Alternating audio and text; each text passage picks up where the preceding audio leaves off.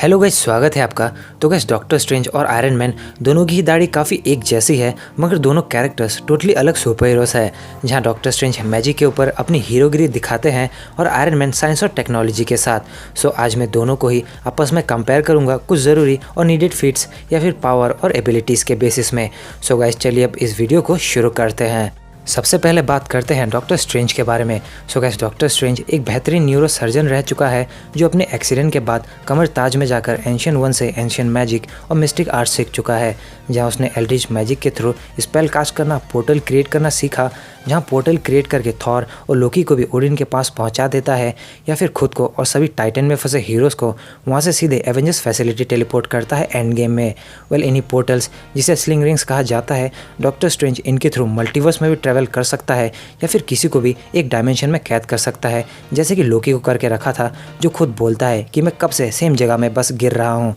Doctor strange के पास रहा clock of लिविएशन से वो फ्लाई कर सकता है कुछ देर तक, या मिड एयर में खुद को लेविटेट कर सकता है। वहीं डॉक्टर स्ट्रेंज ने एस्ट्रल प्रोजेक्शन की भी मास्टरी हासिल की है एंशियंट वन को पटा कर, जिसके थ्रू वो किसी भी बॉडी की सोल को एक्सट्रैक्ट करके या खुद की ही सोल को एक्सट्रैक्ट करके अपनी इंजर्ड बॉडी को ठीक करने के लिए अपनी साथी को गाइड कर सकता है। एडिशनली वो मिरर डायमेंशन का भी एक्सेस रखता है, जिसमें वो किसी को भी ट्रैप कर सकता है जब तक वो चाहे, या फिर उसे वो शील्ड की तरह यूज़ करना भी जानता है, जो पावर स्टोन के ब्लास्ट को भी रोक लिया था। यहाँ तक कि डॉक्टर स्ट्रेंज ने अपने स्पेल्स के थ्रू थॉर के सामने बियर की ग्लास भर दी थी, या उसके म्योलनिर को एक छतरी में बदल दिया था, या फिर उसका सेफ्टी स्पेल आई ऑफ आगामोटो पे, जिसे इबोनिमो जैसा टेलीकाइनेसिस वाला हैंडसम आदमी भी नहीं तोड़ पाया। और बेसिकली स्ट्रेंज के अकॉर्डिंग ये अनब्रेकेबल था। और जब थैनोस आई ऑफ आगामोटो को डिस्ट्रॉय करता है, उसमें से डॉक्टर स्ट्रेंज टाइम स्टोन को गायब भी कर चुका था, या सही टाइम आने पर अपने मैजिक के थ्रू उसे निकाल भी लाता है। वहीं डॉक्टर स्ट्रेंज डोरमामू जैसे एक इंटरडायमेंशनल कैरेक्टर को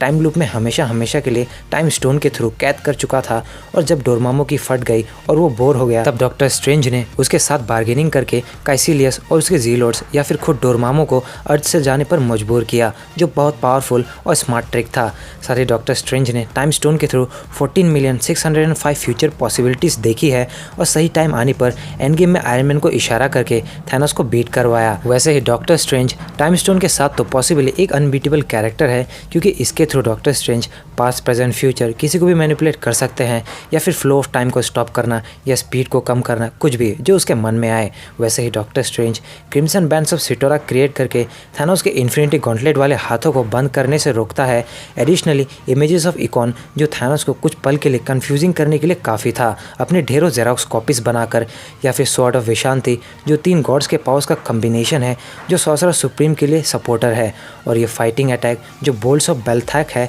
जो थैनोस को अनकॉन्शियस कर सकता था, या किसी नॉर्मल कैरेक्टर को तो ये मार ही देगा। या फिर ढेरों शील्ड क्रिएट करके कभी क्यू शिप को सेफली लैंड करवाना, या स्पाइडरमैन या स्टारलॉर्ड को फ्लोट करवाना डॉक्टर स्ट्रेंज की सॉर्सरर स्किल्स को दिखाता है। या बात करें डॉक्टर स्ट्रेंज की बैटल स्किल्स और फाइटिंग एबिलिटीज़ की, तो डॉक्टर स्ट्रेंज एंशियंट वन या फिर मोर्डो के साथ रहकर ट्रेनिंग पा चुका है, फिर चाहे वो किसी वेपन मास्टरी की हो या फिर hand to hand combat skills की। इसी कारण डॉक्टर स्ट्रेंज कई बार शील्ड्स क्रिएट करके क्लोज कॉम्बैट्स लड़ता है, या फिर विशांति जैसा स्वॉर्ड बनाकर जोरदार अटैक करता है। ओवरऑल कहूँ तो डॉक्टर स्ट्रेंज के रिफ्लेक्सेस उसके प्रैक्टिस के कारण काफ़ी फास्ट हो चुके हैं, जिस कारण कोई भी शील्ड या फिर फायर बोल्ट्स वो काफ़ी क्विकली फायर कर सकता है। दूसरी तरफ आयरन मैन एक टोनी स्टार्क वेपन मैन्युफैक्चरर रह चुका है, जिस कारण उसे वेपन्स की काफ़ी अच्छी नॉलेज है, और टेररिस्ट के पकड़ने पर वो केव में रहे कुछ मेटल्स और चीज़ों से मार्क 1 सूट बनाकर वहाँ से निकल जाता है, जिसके बाद टोनी एक के बाद एक advance iron man suits create कर जाता है, जो उसे super human strength, super durability provide करते हैं।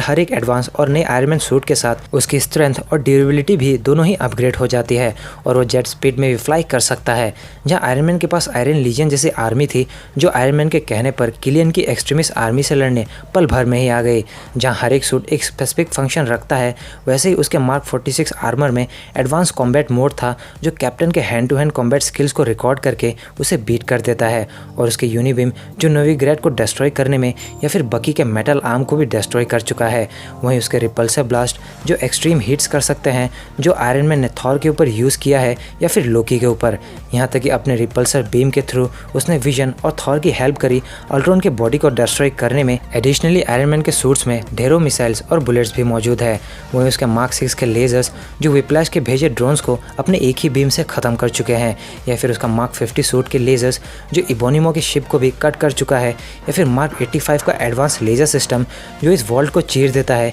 या काफ़ी चितौरी आर्मी और आउटराइडर्स के चीथड़े उड़ा देता है। यहाँ तक कि मार्क 50 और 85 नैनो पार्टिकल से बनने के कारण सूट अप काफ़ी क्विकली और बिना किसी प्रॉब्लम के हो जाते थे, और दोनों सूट्स में न्यूरोडिडक्टिव इंटरफेस प्रेजेंट होने की वजह से आयरन मैन अपनी सोच के साथ इसे यूज़ और डिफरेंट वेपन्स क्रिएट कर सकता है, जैसे foot thrusters, energy blades, shields या एनर्जी शील्ड्स, या फिर क्लस्टर कैनन्स और कई सारे वेपन्स। वेल मार्क 85 में एक नया वेपन था जो था लाइटनिंग रिफोकसर, जो आयरन मैन के यूनिबीम और रिपल्सर्स की पावर्स को एक्स्ट्रा इंक्रीज कर देता है। वहीं आयरन मैन का मार्क 7 आर्मर पूरी तरह रेडी ना होते हुए भी चितौरी आर्मी से लड़ चुका है न्यूयॉर्क में, और न्यूक्लियर मिसाइल को भी अर्थ से बाहर ले जाता है। और उसका मार्क 44 यानी कि हल्क बस्टर आर्मर जो हल्क के स्ट्रेंथ को मैच कर पाया है, क्योंकि हल्क के पंचेस या स्मैश बहुत ज़्यादा स्ट्रॉन्ग होता है। और तो और ये सूट एक पूरी बिल्डिंग को डिस्ट्रॉय करते हुए गिरता है, और तब भी टोनी और इस सूट को कुछ ज़्यादा फर्क नहीं पड़ा, जो उसके स्ट्रॉन्ग ड्यूरेबिलिटी को दिखाता है। और मार्क 50 और 85 सूट्स डिस्ट्रॉय हुए पार्ट्स को नैनो पार्टिकल के थ्रू दोबारा कवर कर लेते हैं,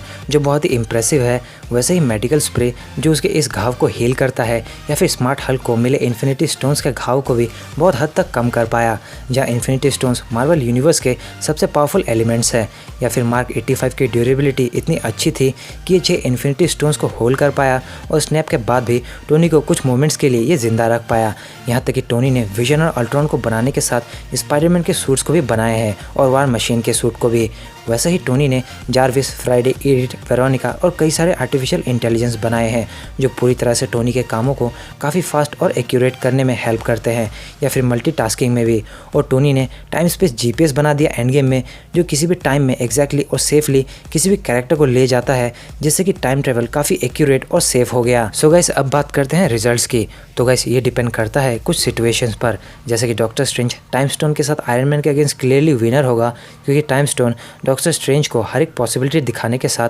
टाइम को रोकने की कैपेबिलिटी देता है, या टाइम ट्रेवल की भी, जिस कारण आयरन मैन डॉक्टर स्ट्रेंज के सामने इस मामले में तो जीत ही नहीं पाएगा, या आयरन मैन के इन्फिनिटी गॉन्टलेट के सामने डॉक्टर स्ट्रेंज उससे जीत नहीं पाएगा। वहीं अगर हम डॉक्टर स्ट्रेंज को बिना टाइम स्टोन के साथ आयरन मैन के अगेंस्ट कंपेयर करें, तो यहाँ आयरन मैन भी विनर हो सकता है, या डॉक्टर स्ट्रेंज भी विनर हो सकता है, क्योंकि बिना टाइम स्टोन के भी डॉक्टर स्ट्रेंज सॉर्सरर सुप्रीम है, जो एल्ड्रिच मैजिक और कई सारे स्पेल्स कर सकता है, जिसका वो आयरन मैन को तब भी बीट कर सकता है। लेकिन आयरन मैन भी, जिसने मार्क 85 सूट के साथ इन्फिनिटी स्टोन्स होल्ड किया था, वो भी डॉक्टर स्ट्रेंज को बीट कर सकता है अपने एडवांस सूट और कई सारे एडवांस टेक के साथ। यानी कि गाइस दोनों में से कोई भी कैरेक्टर इन्फिनिटी स्टोन्स के साथ एक दूसरे के अगेंस्ट विनर होंगे, और बिना इन्फिनिटी स्टोन्स के दोनों ही कैरेक्टर्स उस सिचुएशन के हिसाब से विनर होंगे। यानी कि कोई भी कभी भी जीत सकता है, जिसका कोई गारंटी और वारंटी नहीं। तो गाइस ये थी iron man versus doctor strange की एक कंपैरिजन वीडियो, जहां मैंने दोनों कैरेक्टर्स के मेन बातों को रखा और उसके बेसिस में बताया कि कौन कब विनर हो सकता है। सो अगर आपको ये वीडियो अच्छी लगी हो